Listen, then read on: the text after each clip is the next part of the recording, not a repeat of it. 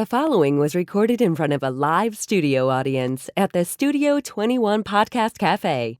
This is the United Podcast Network.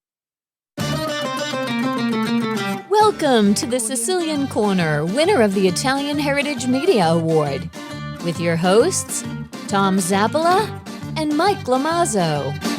Good morning, Mikey boy. How are you? I'm doing quite well, Tom. How about yourself? Good. Kind of a nasty day here today. Yeah, I was just reading that on the news. It was a little raw. It's drizzly. A little cold.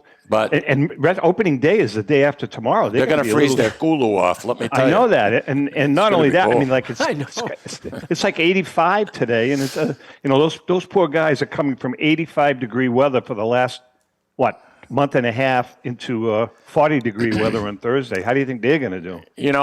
You're right. That's a big drastic change completely.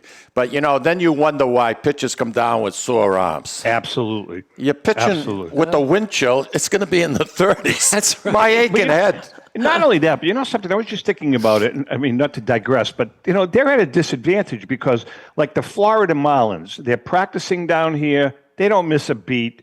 They're opening up down here in 85-degree weather. Red Sox have to go into 40-degree weather. And the same thing with the Yankees. But anyway, listen, this is a really special show because we have a special guest today that is going to be with us for the entire hour.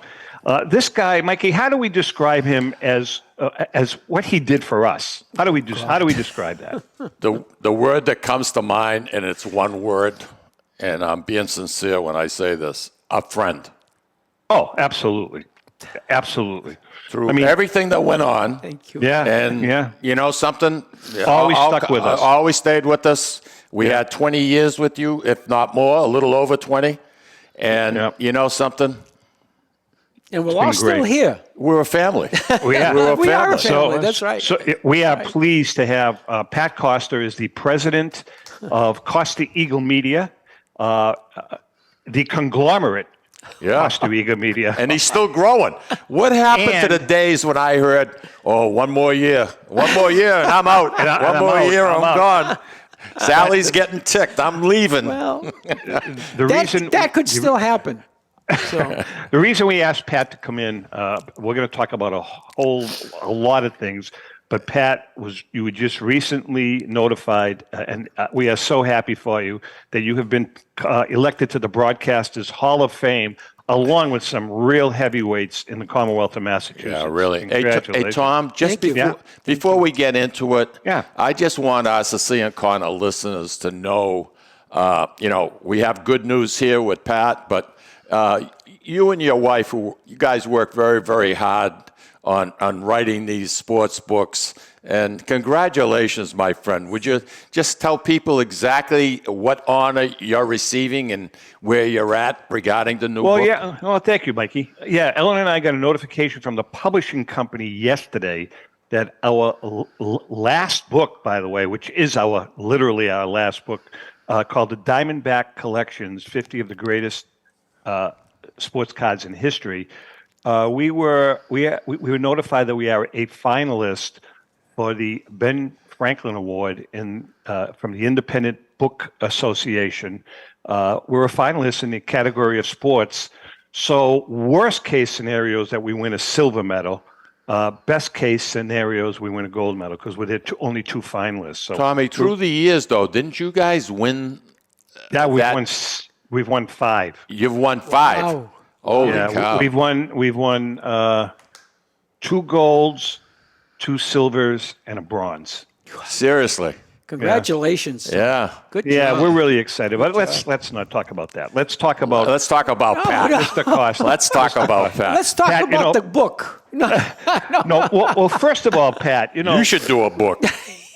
Let's start with the Broadcasters Hall of Fame. I mean, you were nice enough to invite Mike and I. How many years ago did Bruce get elected? Bruce was 2010. Inducted in 2015. 2015. Oh, was it 2010? No, I thought it was 2015. It may have been. Let's say 2013. How's that? Okay, we'll settle for that. But anyway, it was about 10 years ago, and we were there. We were part of the Costa-Eagle Media family at the time, and we had a table there, and it was great to see Bruce Arnold speak and accept it. Now, this year, you're going to be speaking. Actually, by the way, is Mike Lynch? Did I see Mike Lynch is also? Yeah, he's in there. Yeah. Yeah, I mean, you've got some heavyweights, Pat. And now, when is the event? It's happening June 8th at the Marriott in Quincy, and they do it as a luncheon. It's not a dinner. Yeah. Yeah, that way you can get caught in the commuter traffic coming home. Yeah, exactly. Oh, Exactly. me, why not? I know. That's a good point, Michael. Good point. No, don't do it at 8 o'clock at night, so you're driving home at 11. No, God, no. By that no, time, why would I want to do? Why would I want to do that? I know. You're going to Pat, spend were the you night surprised? over, right? I was surprised. I had heard a rumor last year that I was nominated last year, but I guess I didn't make the cut. But when they notified me this year, they actually told me that I had gotten like the most votes from any of the inductees, which I was sort of surprised. No, I know. That's Wow. fantastic. I mean, you get that from your peers? Yeah, Who, yeah. Who votes, Pat, for that honor? Well, I believe it's the executive committee that is with the mass broadcasters. I think there are 14 or 15 individuals that actually vote. Anybody can nominate an inductee, and then they look at the nominations and they select who they think they. So I want can to nominate Tommy? You can, and he can nominate you. I don't want him to. I'm not doing that. I don't want him That's to. not happening. Forget about it. Forget about it. Hey, all right, so let's take a step back, Pat, because you didn't just out of the clear blue sky create a station, not a station, a business that has 5 or 6 different stations in it. I mean, this was something that you built over a period of many, many, many years. And we went to the same grammar school together, Holy Rosary School. And you were a few years older than me, and you're a drummer, and a hell of a drummer. Thank you. That's what I heard. Yeah. Hell of a You still drummer. have your And- drum sets? I do. I have 2 of them in my basement, and I still play. Is it soundproof? Well, Sally doesn't think so, but it's my wife, But I remember, I don't know what grade I was in, but I remember the first time, and this is the God's honest truth, you kind of inspired me because I was always banging on my desk. And, my father finally, I was given a set of drums by a guy doing some work in our house, a set of old 1940s Gretsch drums. Wow. And they were beautiful, well, Gretsch. at the time. And then my father, of course, traded them and got me a set of Kent drums. Kent, that's what I had, a set of Kent drums. I don't set, believe right? it. Did you really? We must have bought it at Constantino's. Constantino's. That's the place. What color were yours? A silver sparkle. Mine were the gold sparkle. I think those are the only 2 colors they had. Yeah, pretty much back then. But anyway, Mikey, I can remember like it was yesterday. We had some kind of at school, some kind of an assembly. It was an assembly, yeah. And Pat was on stage with yourself, I believe Tony Capani. Wow. Playing trumpet. He remembers that. Yes. Tony Who Capani. was Carmen Casaro? Carmen up there? Casaro on guitar. I Who don't else was in believe that you band? remember this. And swear I remember. the funny thing is, And- years ago, Carmen Casaro and Capani got together and started a very, very successful law practice. Law practice, yeah. Oh, they did, absolutely. Yeah. Yeah. After all those years, Yeah. went to school together, ended up working together. Yeah. Who else? Was there anybody else? There was up on we had an accordion player, Gaetano Samatano. How's that for Italian? Me, talk Gaetano about music. Samatano. Talk about music. On the accordion. Yeah. But I That was the remember, group. you ready for this one? I remember the song that kind of stuck in my head. It was a trumpet song. It was a trumpet solo instrumental that Tony played. I don't remember the name of the song, but it was a big hit in the 50s. But anyway. As I remember, I mean, the name of the group, by the way, it was my group, and I had called the group the Rhythm Rockers. The Rhythm Rockers. I still have a little business card that I had made. I'm always into the graphics and stuff, but it was the Rhythm Rockers, and the song that we used to play, that I know he used to play a lot, was Wonderland by Night. Is that the one you're thinking about? Yes. No, really? That is the song. Instrumental. Right, the trumpet solo. Come on, stop it now. You two are killing me here. You're killing me here. How many years are we going back? Oh, man. I mean, what? You were in probably 7th grade? I was in 7th, 8th grade, I think. And I was probably in 4th grade, 3rd grade. Yeah. Jesus. But I don't know why and you I remember that song? I just remember that. Yep. It's funny. Pat, did you stay with? I mean, you were in other bands when you got to high school, though, right? Wouldn't you? What were some of the other bands? When I got to high school, the one band that I really stayed with that we were doing quite well was Joey and the Twilights. Joey. I don't know if you remember that. Joe Iacci. No.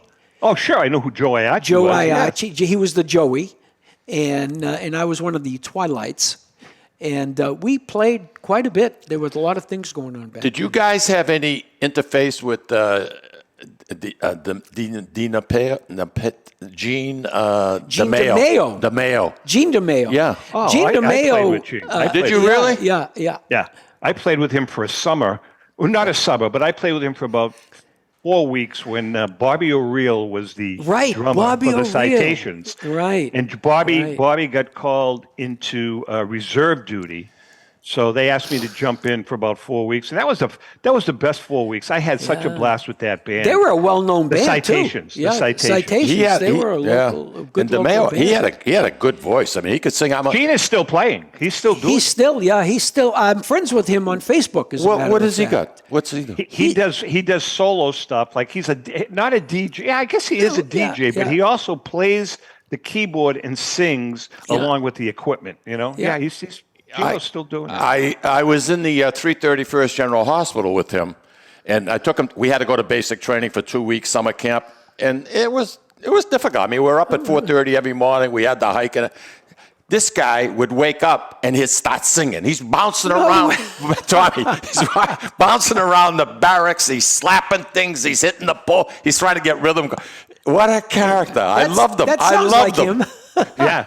Well, you know, there is I don't know if there's a really good Facebook page called Lawrence Supergroups. I don't know if you're on it, Pat. No, I've never heard of that. You've got to join it. It's called Lawrence Supergroups. And I'll tell you what, talk about the memories, because people are all, like yesterday, somebody posted a picture of the Primitives. Oh, God. So people start talking about Johnny Nastasia and Common. A lot of those groups I recorded. Of course you did. I recorded the Primitives. You recorded. There was another thread that talked about "Here They Are." Remember the band? I recorded that. Well, remember I did this album, the very first album at the Frost Arena. You know why I know remember that? I'll tell you why. Because I was playing in the four of us. I was playing in the band, the four of us, with myself and Jimmy. So were you there? No, I was sick. Oh, jeez. I was sick, and we had to drop out of the Battle of the Bands. It was a Battle of the Bands at the old Frost Arena, and that was one of the very first projects that I decided to take on. I said, I think I want to record this whole thing and make an album. Sure. And sell it to the band members. That was my whole plan. It was a marketing thing. So and you did always thinking. You're always thinking. No, but I mean, you did. I've seen that. That album, by the way, is still in demand. People are always on this supergroup. They're always asking to exchange it. You know who's got one? Louis Nicotra, because Louis was the drummer for a band called the Vibrants with Jimmy Arena, who was the also Vibrants. The Vibrants. Man, they were he's in taking that. me back. Past, yeah. You know, he's taking me back. I mean, the funny part is, I recorded that album. And when I recorded it, it came out horrendous. Seriously, the sound. Well, I was in a hockey rink, right? Exactly. And I was recording it mono at the time. I had like microphones all over the place, but there was echoes and bouncing. It just sounded terrible. So I had the brainstorm. I had my recording studio at that time, and I said, you know what? I'm going to invite all these groups to come in, and I'll dub applause. I'll dub in audience and stuff, which I did. So it's said the name of the album is Recorded Almost Live. I never realized that. If you look at it, there's an almost there, and all the bands came in and they recorded their tracks that they had recorded that night at the live show, and then I dubbed in all this audience ambience, and it sounds so funny because, I mean, I had this knob that I would turn up. How old are you now? The volume. Where are you in age? You were probably... I don't know. Early 20s, I would say late early 20s. I actually have a picture of me in the van because I rented a van, and we drove the van inside the arena. Yeah. Well, I mean, I wanted to. Sure. You know me, I'm always into the aesthetics. Absolutely. Hey, listen. Before we take a break, Pat, did you record the Citations? I did. Or no? I did. Yeah. What was the manager? He owned Tony and Ann's. Right? Italian guy. I can't remember. Tony Privatera. Tony Privatera. He was a great guy. So you did record that? I did. Long time wondering. I recorded the Citations. Yeah, I did. Back then, I mean, I recorded a lot of. You were bands. enterprising as a young man. Yeah. But then you took it. We're gonna. I know you did just Jamesy and Sean also. Yes. You did some acoustic stuff. Yeah. But we're gonna take a break because we come back. Then you took it to a whole nother level when you started working in the city of Boston. Correct? Yep. Yeah. All right, we're going to take a quick break. Pat Costa's in the house. Hang in there. We'll be right back. Ciao, this is Esther of You, Me, and Sicily. I want to talk to you about Tommy Amin and the great staff at Butcher Boy Market. Families, foodies, and home chefs come together at Butcher Boy to talk good food and create traditions. They offer the best in quality cuts of beef, pork, lamb, poultry, and restaurant-style steaks and chops. Produce? All of their produce is hand-selected to complement any meal or even to make it your main course. Their deli serves fresh roast beef, turkey, and beautiful imported Italian cold cuts, cheeses, and antipasto. And don't forget the Butcher Boy Bakery, featuring sweet delectables from all over the state, as well as their very own bakery. That's Butcher Boy, where the secret to a great steak is, of course, the steak. Located at 1077 Osgood Street in North Andover, Massachusetts, in the Butcher Boy Plaza. Ciao. Today, Lawrence General Hospital has affiliations with leading Boston academic medical centers. Top specialists from Beth Israel Deaconess Medical Center and Floating Hospital for Children at Tufts Medical Center work with our local doctors to bring world-class care close to home. Today, amazing partnerships are happening at Lawrence General Hospital. To learn more, visit lawrencegeneral.org/today. Italian artisan cuisine combines simple, fresh ingredients with time-honored preparation to create an incredible culinary experience. At Tuscan Kitchen, located in Salem's historic Depot District, talented chefs prepare everything in-house from scratch for all to see. Guests enjoy their meal literally in our kitchen as food is prepared right in front of you. Wood ovens burn from morning till night, roasting vegetables, baking bread, and firing delightful thin-crust pizzas. Prime steaks are seared on a wood grill. A rotisserie slowly roasts marinated whole chickens and lamb, while a pasta maker creates fresh fettuccine. More than just artisan cuisine, Tuscan Kitchen features the wine bar, live entertainment, weekly wine tastings, and elegant private dining and event space. Call 603-952-4875 or visit TuscanKitchen.com to make a reservation and learn more about the culinary adventure that awaits. In Italy, cooking is an art form. Tuscan Kitchen. Experience artisan Italian. Essex Orthopedics and Optima Sports Medicine is pleased to announce the opening of their American College of Radiology accredited MRI unit at their location at 16 Pelham Road in Salem, New Hampshire. So now, in addition to receiving the best orthopedic care in the Merrimack Valley, as well as physical and occupational therapy at Optima Sports Therapy and Rehab, you can also have your MRI, all in one convenient location. The doctors and staff of Essex Orthopedics and Optima Sports Medicine have been dedicated to providing outstanding medical care to the Merrimack Valley in southern New Hampshire since 1984. Located on Route 97, just off Exit 2 from Route 93 North, on the second floor of the Workout Club of Salem. You deserve the best care, and that's exactly what you'll get from the board-certified surgeons at Essex Orthopedics and Optima Sports Medicine. Please call 603-898-2244 to schedule an appointment.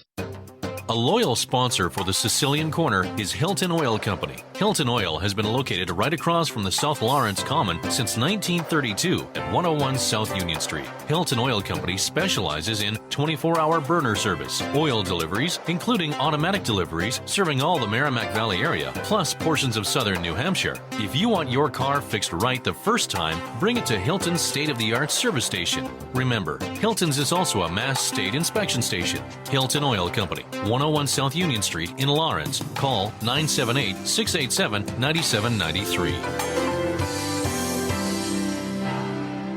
This is Cindy. And Mike Kunstler, Owners and operators of Four Oaks Country Club and Grazie Italian Restaurant in Drake, Massachusetts. Grazie Italian Restaurant is the hidden gem of the Merrimack Valley. Why is that? In addition to the spectacular views overlooking the golf course, we have an incredible new chef, Oscar Figueroa. We still have all the favorites, but Oscar has created a lot of excitement with his new specials. Scallops, seared to perfection. House-made ravioli with farm-fresh local corn. And buttery, tender, lazy man's lobster, just to name a few. You have to come experience Grazie Italian Restaurant for yourself.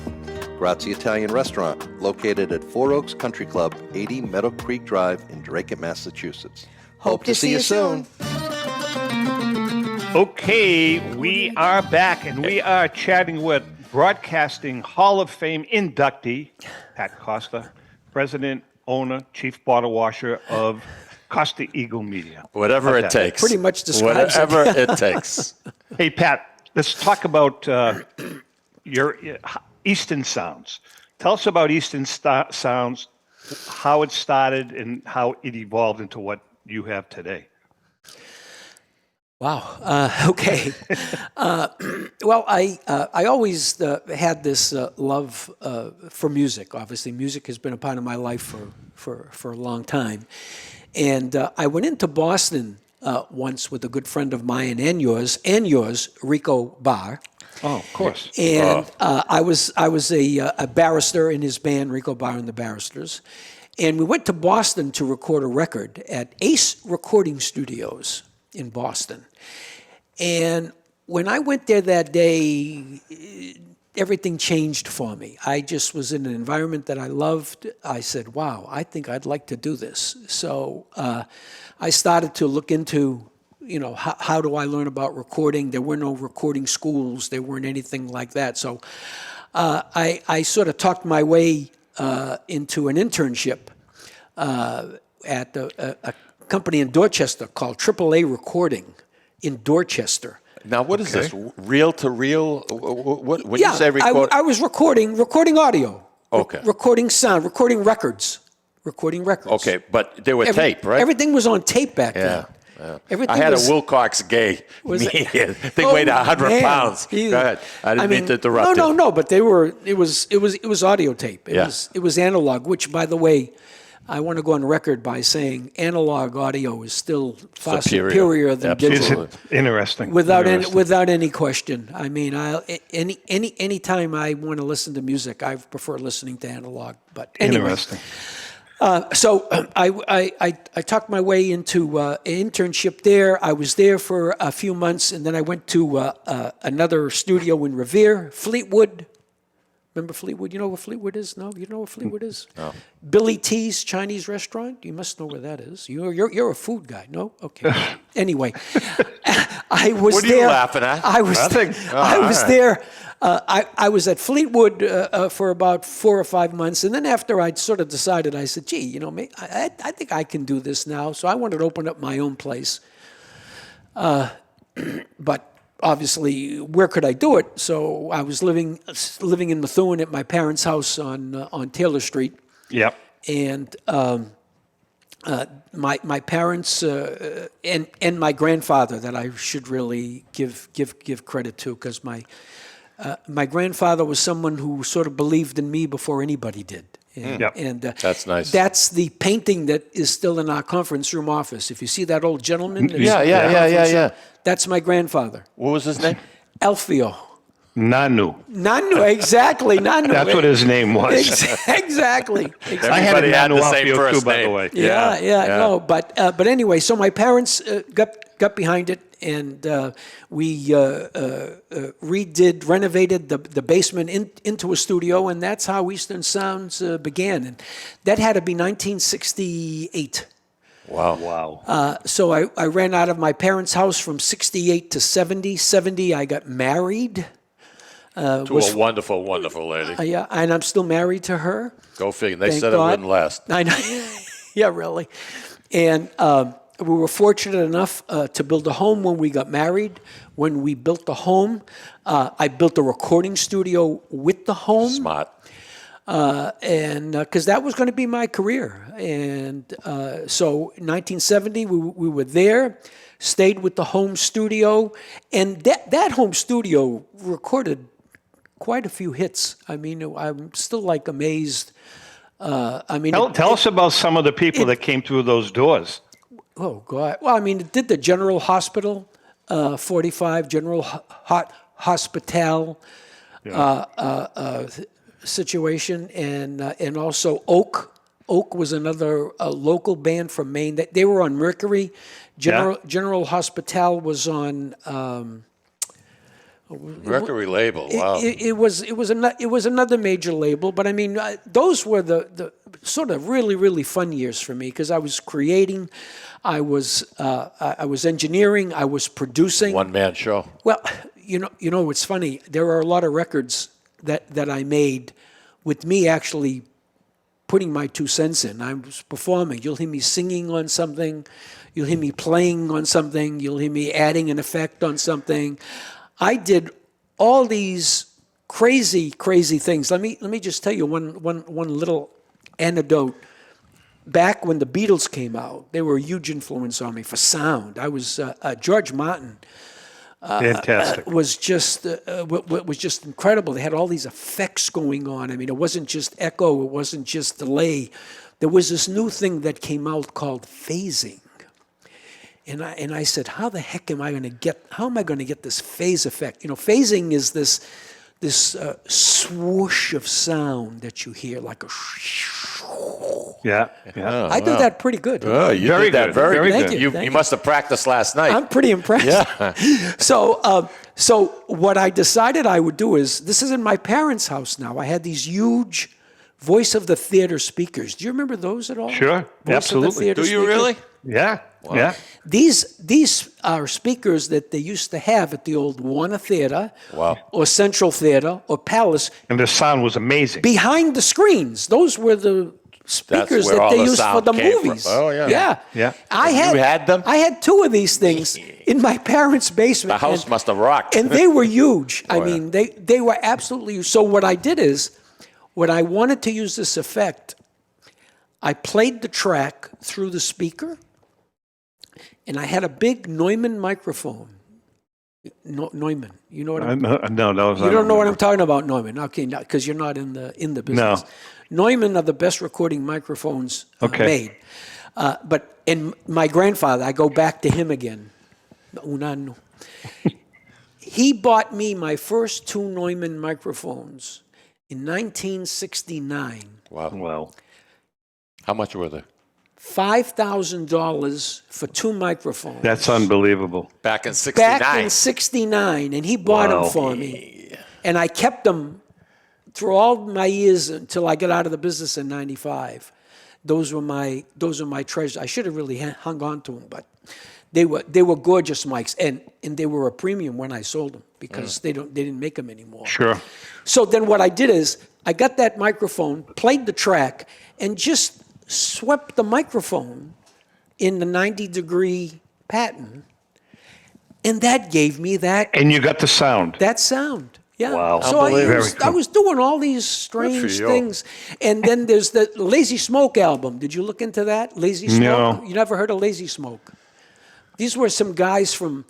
I love that title. From Lazy Hayrow. Smoke. Yeah, I like that. Actually, they should use it here at, But at Two Guys. Didn't you work with like Joe Perry and those guys too? Didn't you? Did you? We did Aerosmith. Aerosmith and Joe Perry used to come to the Methuen studio to rehearse before. They used to do all the recording in Canada. Really? Okay, but they would rehearse at the studio. They would come at the studio, and when I recorded a lot of big acts, it was when I went into the On Location. I did a part of my life. I had a truck.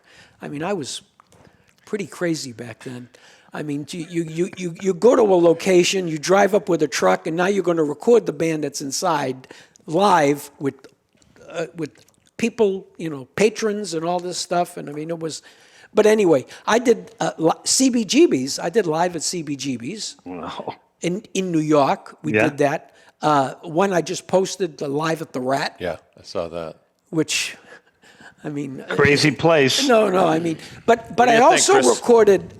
I also recorded George Benson at the Orpheum in Boston. I recorded Blue Oyster Cult in Maine. I recorded Boston many times. I recorded the Cars. I did their midnight special. The Cars on midnight special. That's very cool. Very cool. So, I mean, with the remote thing, I mean, that was very challenging, but it really got me into doing a lot of major acts, Fantastic. Well, Pat, so then, I mean, you really made a name for yourself on the sound part of it, but then you got out of it and you got into the radio part of it. How did that all transpire? I always loved radio. I don't know why, but I always there's That's always why you and been, Bruce got along so well. Well, I'll tell you a story about Bruce you probably don't know, but in any event, I loved radio and I loved the mystique of radio. I'm saying, how does the sound go from this mic into this little box? I mean, I'm sort of amazed, But anyway, but I wanted to be on radio. I never wanted to own radio. Interesting. But I wasn't good enough. Back when I went, this is one of the stories about Bruce Arnold. When Bruce Arnold had CCM, Bill Borelli. Do you remember Bill Borelli? Sure. I remember Billy Borelli. Absolutely. Was a good friend of mine, and he was with me. He John Morgan there. Who is it? John Morgan. John Morgan. Who's that? I don't know Morgan. No, I don't know Morgan. No, that doesn't ring a bell. The other guys, they had a bunch of them. The guy who used to do the dances at Central.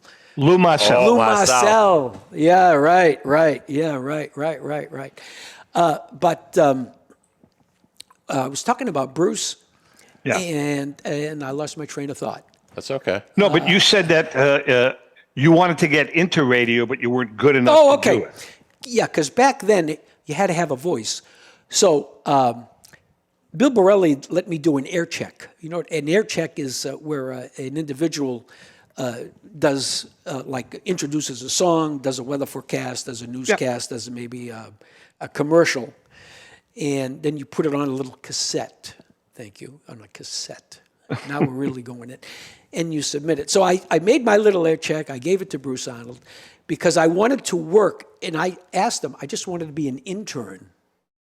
I didn't want to, because I was doing okay with my studio, my recording studio, but I wanted to nudge into radio. But anyway, to make a long story short, he hears the demo. He calls me in his office. He's, Bruce being the gentleman that he always is. Oh, first class. In a very nice way, said, Pat, I think you need to work on a few things, and you should be trying this, and you should be doing that. I love it. But, I could see him too. The father. The father's exactly. image. Yeah. Father knows best. Bruce knows best. He let me down very gently, and little did he know that, 20, 30 years later, I'd be his boss. But I know. Yeah. But something, I mean, you started, CCM was the mecca of radio in the Merrimack Valley for many years. Yeah, many years. And Bruce Arnold was a staple. How long was he with CCM for? 50. Since the beginning, I thought. Since the very beginning, I think it was since, he left, he was in the Army. He left for a few years. He did a stint in the Army. He was working for their media over there. And then he came back. Exactly, right? Yeah. But I know he had to have 30 plus years. But Pat, didn't he have? I mean, I remember Bruce telling Mike and I that he had opportunities to go to WBZ. You know that he had. He did go. He did go. He did go. Larry Glick show. He used to do the Larry Glick show. He used to fill in for Larry Glick. Okay. Yeah. I mean, he was such. We have such fond memories. Oh yeah, he was a great guy, no question. So Pat, I mean, if we're prying, just let us know. But no, I mean, not that it makes any difference. I mean, Curt Gowdy owned legendary Curt Gowdy owned the radio station, right? Yep. And then did you buy it from Curt, or is that proprietary information? Well, no, you know what? I say this story quite a bit. Originally, Charlie Dare was supposed to buy WCCM. Okay. And that was the rumor going around the city. And if he bought CCM, I wouldn't be concerned because I know he wouldn't turn it Spanish. Right. My concern was somebody turning CCM Spanish when I had the only Spanish station in the area. So rumor has it from JB, John Bassett. Johnny Bassett. Remember Johnny? That him and Mrs. Gowdy had a fight. Because Mrs. Gowdy was actually the business mind behind Gowdy Broadcasting. Okay. Curt was just the face. He was the face. He was the face. Exactly. She did all the business stuff. They had a big falling out. She supposedly threw him out of the office on Franklin Street, where they were. I remember that building. And, that was a classic building. Yeah. And all of a sudden, I get a phone call from a broker in Colorado, because Curt owned 2 other stations in Colorado. This was the only station he had over here.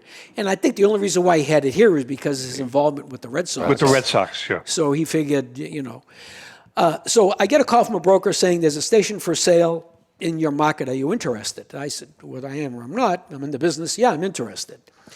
So he says, CCM. And I said, I'm shocked. I said, wow. I says, I thought the car dealer was going to buy it. We used to refer to Charlie as the car dealer. Yeah.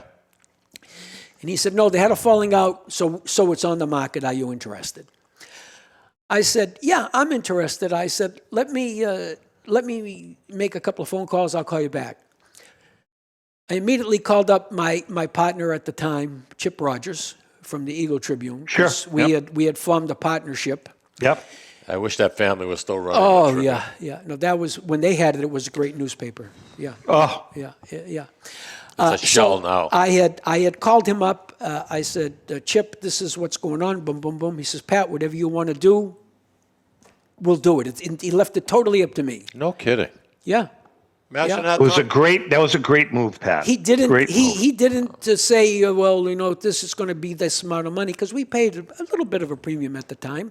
Yeah. But so we ended up buying it, and when we bought it, I didn't change it to Spanish right away, because when we bought it, it was making money. And until the Sicilian corner got on it. Hey. Then we made more money. I resemble that remark. Then we made more money. We were on. Let's think about this, Mikey. We were on CCM probably for the first 3 or 4 years that we were at Costa-Eagle, right? And then we switched to 1490, Pat.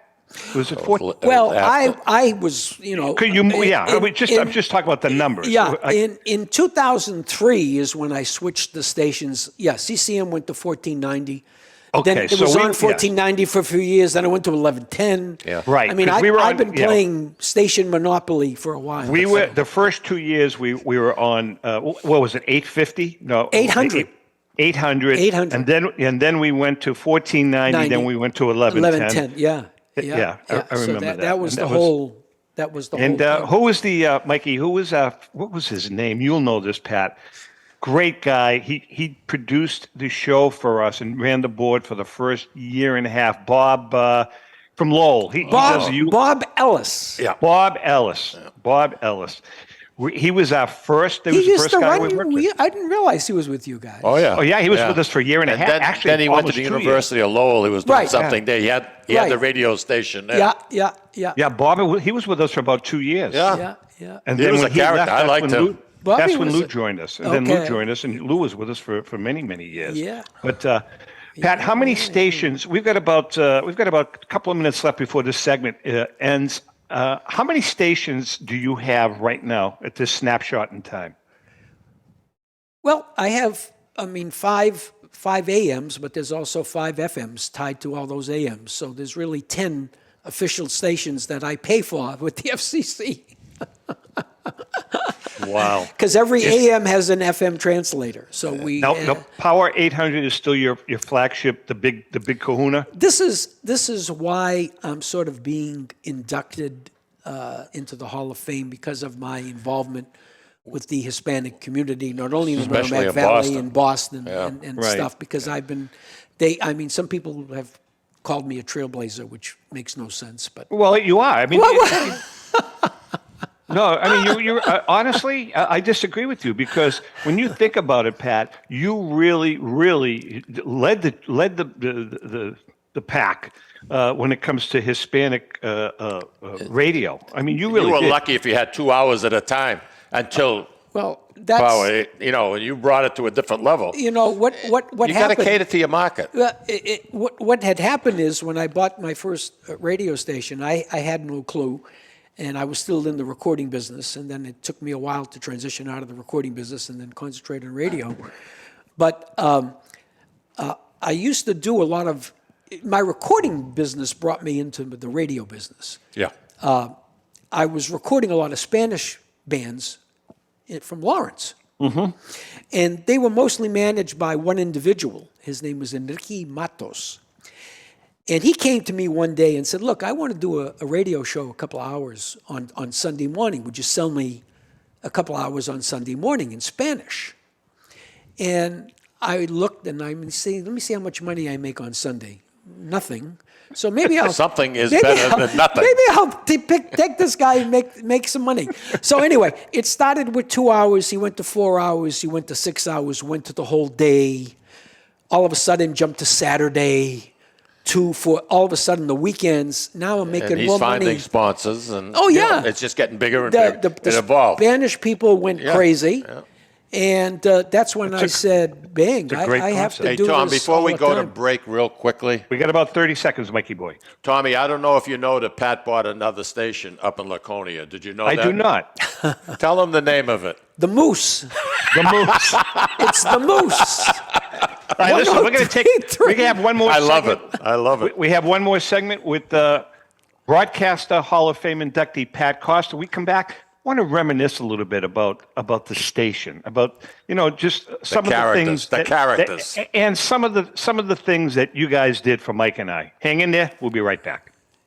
Ciao, this is Esther of You, Me, and Sicily. I want to talk to you about Tommy Amin and the great staff at Butcher Boy Market.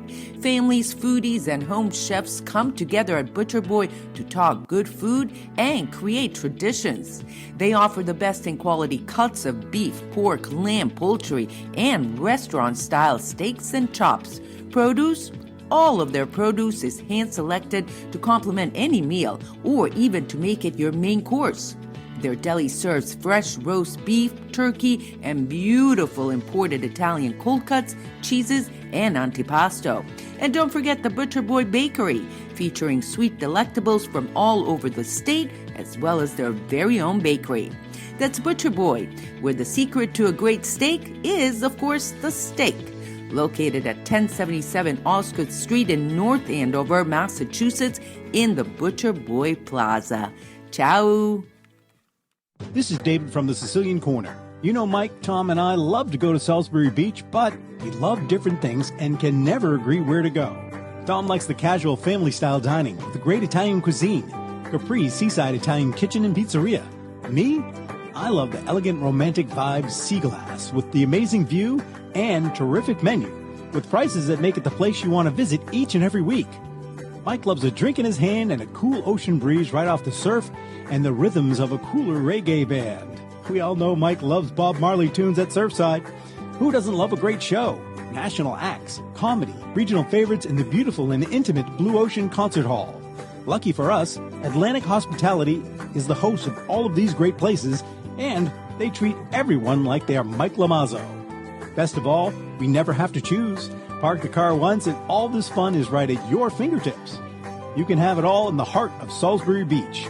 Find out all the ways you can have a great night at Salisbury Beach at northshorepavilion.com. And Mike, Tom, and I will see you there.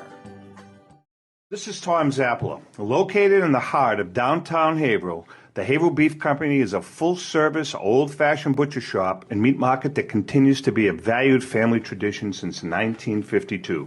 Peter and Monica Carboni's Haverhill Beef offers individualized service from an outstanding selection of marinated sirloin tips, homemade sausage, marinated chicken, and thick, juicy Chairman Reserve steaks. Your family deserves the best, so call Peter at 978-374-4795 or visit their website at www.haverhillbeef.com. Hi, this is Mike, and I would like to tell you about the Deborah Care Law Offices, a firm that is focused on estate planning, probate, trust administration, and elder law issues. You will feel comfortable discussing important issues concerning both you and your loved ones, as well as having the information you need to make an informed decision about your family's future. How do I know? Because I'm a client of Dan Deborah Care. If you want to have peace of mind knowing that your loved ones are protected, call Deborah Care Law Offices today. In Massachusetts, 978-686-4645. In New Hampshire, 603-894-4141. At Catadella Funeral Home, we reinvest in our business to provide your family with the best facilities. It begins with a beautifully landscaped exterior, parking for 250 vehicles, and a comfortable and inviting access to our renovated interior. Funerals can be costly, so you should review and compare plans to make sure you receive services that are fairly priced. I invite you to experience the Catadella difference in cost, facility, and service. Catadella's honoring and celebrating the lives of the people we loved, providing exceptional care since 1929. This is Cindy. And Mike Kunstler, owners and operators of Four Oaks Country Club and Grazie Italian Restaurant in Drake, Massachusetts. Grazie Italian Restaurant is the hidden gem of the Merrimack Valley. Why is that? In addition to the spectacular views overlooking the golf course, we have an incredible new chef, Oscar Figueroa. We still have all the favorites, but Oscar has created a lot of excitement with his new specials. Scallops, seared to perfection. House-made ravioli with farm-fresh local corn. And buttery, tender, lazy man's lobster, just to name a few. You have to come experience Grazie Italian Restaurant for yourself. Grazie Italian Restaurant, located at Four Oaks Country Club, 80 Meadow Creek Drive in Drake, Massachusetts. Hope to see you soon. Okay, we are back. And by the way, for our viewers and listeners, you remember you can listen to us on iHeartRadio, Pandora. Just tell that woman in the little tube that you want to hear us. It's so funny when you tell Alexa, Tom. And that's why I listen to the Sicilian right corner, and all of a sudden she switched you over to the Sicilian corner. It's crazy. She's right next to me here. Right That's there, why right? I can't mention her name because she's sitting right next to me. You can also obviously, and just about any platform, Spotify, and we are also on who is I call him a friendly competitor of Costa-Eagle. You can listen to us on 980 WCAP in the Lowell area. Lowell, Westford. You guys have always been kind of friendly competitors, right? You know, I mean, you're not really even competitors anymore. No, can I tell you a quick story about the Colonel? Sure. A few years ago, our main tower that transmits to all our stations got hit by lightning. Mm-hmm. And we were off the air. Was that the one at Salem? No. This is the one that's in Methuen. Oh. The one that's behind the building in Methuen. Oh, sure, yeah. He got struck by lightning, so all of our stations were off the air. We managed to get power back by running stuff from the transmitter site. We got 1490 transmitter site, but the 1110 site we couldn't get up, and it was going to be days, if not weeks, because we were waiting for a part to come. You know, the Colonel, Sam, was the only person who called me up during that whole time and said, "Pat, is there anything you need from me? I heard what happened. If there's anything I can do for you, please let me know." That doesn't surprise me. And I never forgot that. I never forgot that. Real. No, Sam's been really good to us. I mean, I haven't seen Sam in several years, but he's we've always got good responses from CAP. Let's talk about we had some fond Bruce memories, Pat. I don't know if you remember this, but one year, and actually I have to give credit to Lou Blasi on this one. Lou came up with the concept that we do a New Year's Day parade. I remember that. On the air. And we put our heads together, myself, Mike, Joe Tringy, and we roped Bruce into coming on board with us. He was a judge, wasn't he? He was the Grand Marshal. Grand Marshal, yeah. And Pat, we put together marching band music, floats. We had descriptions of floats by, Commonwealth Motors or the Chicken March. Bishop's float. We had a float. I remember that. That was That was a great sketch. It became War of the Worlds, where we started getting phone calls. We got a phone call. People were going down to Essex Street. They were going down to Essex Street to watch the parade, and there's no parade. Then we got a call from, who was the woman, Pat? And I know you know, the woman that always used to run the St. Patrick's Day parade. Goslin. Marie Goslin. Mm-hmm. Marie Goslin calls the studio and says, what's going on here? What's going on here? There's a parade and we don't know about it? I do remember. I don't remember. She was ticked. God bless her soul. She really got a phone call. Yeah. Oh, absolutely. And I think finally the thing that kind of tipped everybody off was when we had some 747s. We had flyovers. Flying down Essex Street. Oh, God. It was a blast. It was so good. I mean, and the other thing was we were fortunate enough. We happened to be on the air the day that you guys honored Bruce. Remember that, Mike? And everybody came into the studio. Danny did. Yeah. Danny Roach. Yeah. Danny Roach. There was and you made a presentation on the air because we happened to be on the air at that time, and there's some great memories about it. We had some. Yeah. I had some great memories, and I think Mike does too, of that radio station. It was just a pleasure. I used to look forward to going there. Yeah. Pat didn't like where I parked my car, but I like going.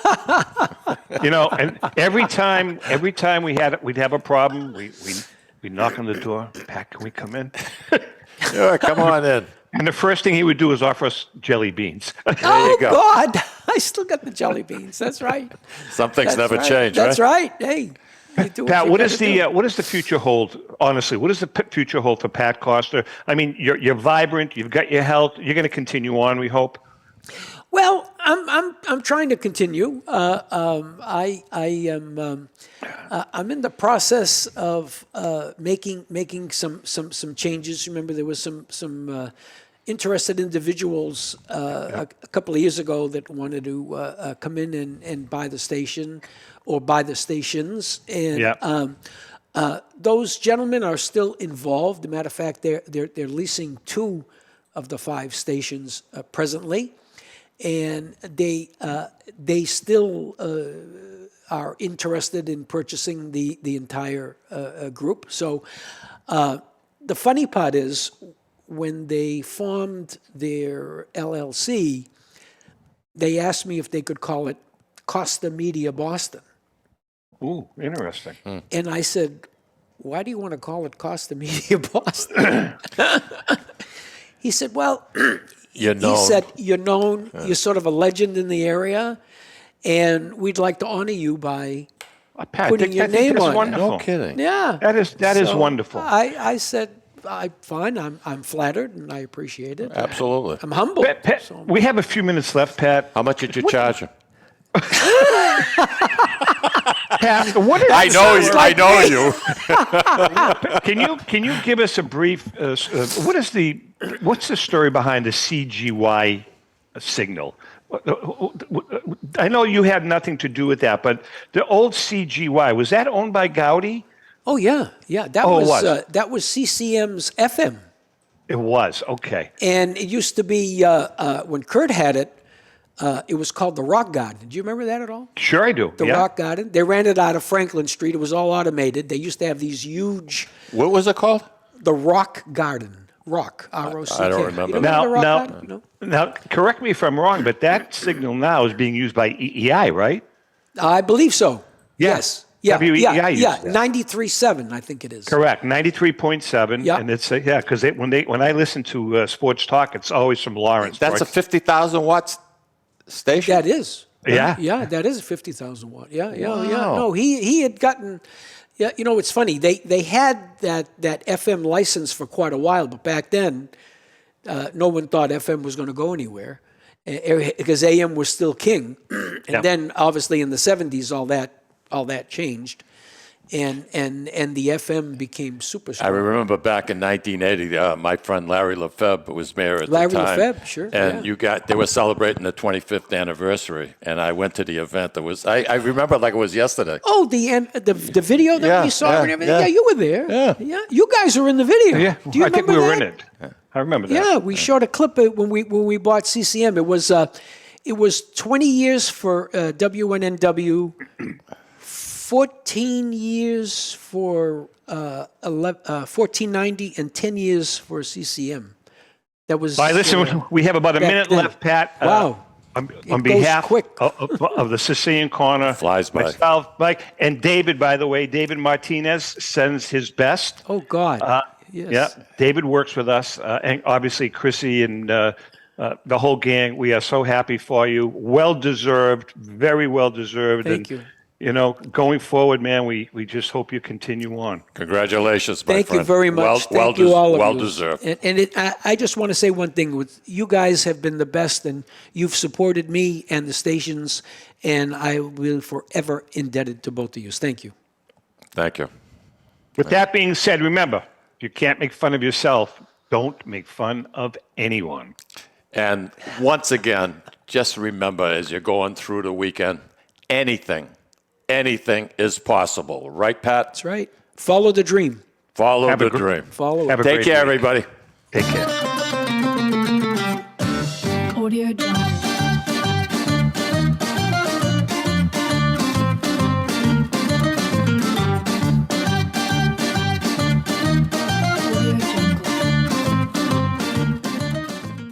The views and opinions expressed by the hosts, guests, or callers of this program do not necessarily reflect the opinions of the Studio 21 Podcast Café, the United Podcast Network, its partners, or affiliates.